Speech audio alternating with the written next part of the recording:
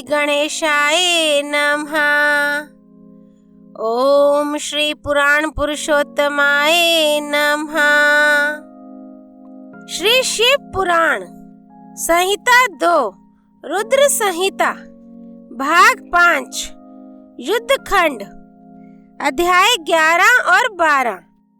देवों के स्तमन से शिवजी का कोप शांत होना और शिवजी का उन्हें वर देना, मय दानव का शिवजी के समीप आना और उनसे वर याचना करना, शिवजी से वर पाकर मय का वित्तल लोक में जाना। व्यास जी ने पूछा, महाबुद्धिमान सनत कुमार जी, आप तो ब्रह्मा के पुत्र और शिव भक्तों में सर्वश्रेष्ठ हैं, अतः आप धन्य हैं।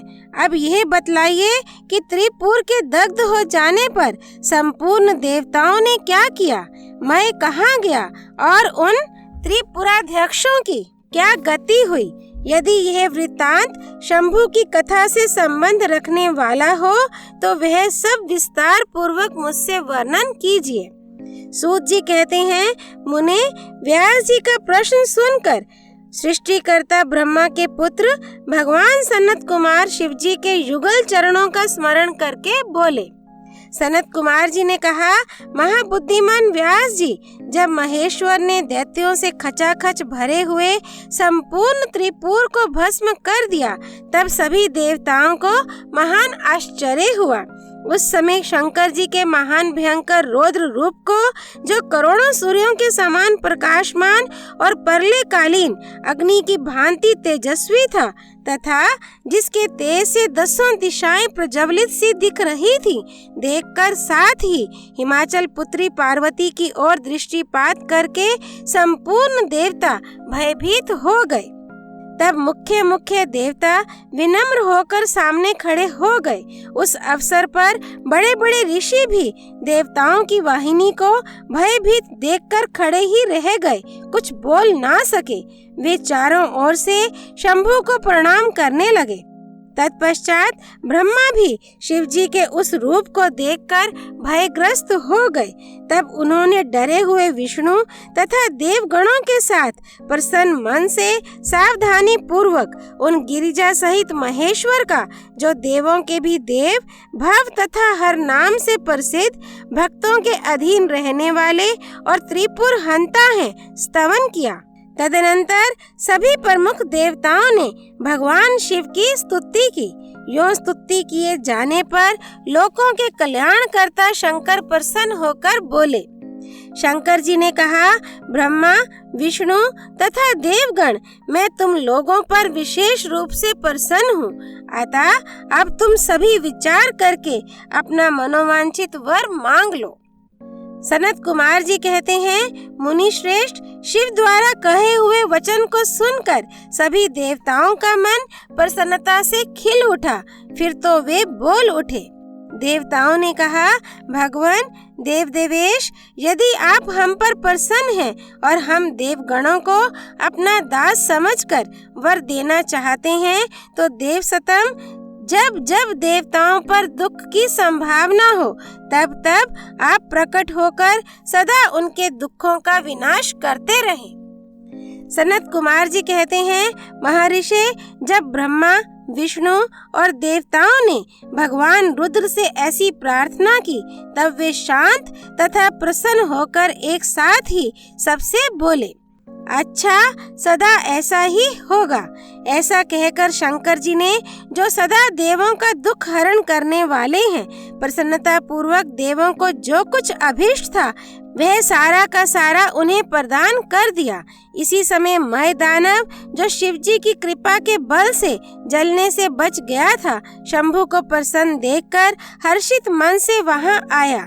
उसने विनीत भाव से हाथ जोड़कर प्रेम पूर्वक हर तथा अन्यान्य देवों को भी प्रणाम किया। फिर वह शिवजी के चरणों में लौट गया। तत्पश्चात दानव श्रेष्ठ मय ने उठकर शिवजी की ओर देखा। उस समय प्रेम के कारण उसका गला भर आया और वह भक्ति पूर्ण चित्त से उनकी स्तुति करने लगा। द्विश्रेष्ठ मय द्वारा किए गए स्तवन को सुनकर परमेश्वर शिव प्रसन्न हो गए और आदर पूर्वक उससे बोले, शिव जी ने कहा, दानव श्रेष्ठ मैं तुझ पर प्रसन्न हूँ, अतः तू वर मांग ले। इस समय जो कुछ भी तेरे मन की अभिलाषा होगी उसे मैं अवश्य पूर्ण करूँगा। सनत कुमार जी कहते हैं, मुने, शंभु के इस मंगलमय वचन को सुनकर दानव श्रेष्ठ मैं ने अंजलि बांधकर विनम्र हो उन प्रभु के चरणों में नमस्कार करके कहा। मैं बोला, देवादिदेव महादेव, यदि आप मुझ पर प्रसन्न हैं और मुझे वर पाने का अधिकारी समझते हैं तो अपनी शाश्वती भक्ति प्रदान कीजिए। परमेश्वर, मैं सदा अपने भक्तों से मित्रता रखूं, दीनों पर सदा मेरा दया भाव बना रहे और अन्यान्य दुष्ट प्राणियों की मैं उपेक्षा करता रहूं। महेश्वर, कभी भी मुझ में असुर भाव का उदय ना हो। नाथ, निरंतर आपके शुभ भजन में तल्लीन रहकर निर्भय बना रहूं। सनत कुमार जी कहते हैं, व्यास जी, शंकर तो सबके स्वामी तथा भक्त वत्सल हैं।